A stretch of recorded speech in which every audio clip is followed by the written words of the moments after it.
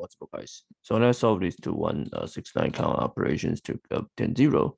So we got two non-negative integer 1 and 2, and then one operation. If 1 greater than 2, then you can subtract num2 from num1, otherwise subtract num1 from num2, and then return number of operations that require to make num1 0 and num2 0.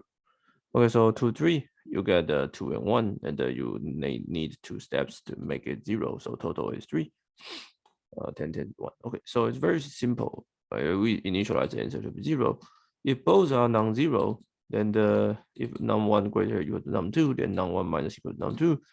Otherwise, that num2 minus equal to num1. So we just keep doing that until one of it is 0 and the answer at 1. Right. So this is just this code just copy the definition. So write down definition and the final return results. It was very simple, but still can solve it. See you guys next videos.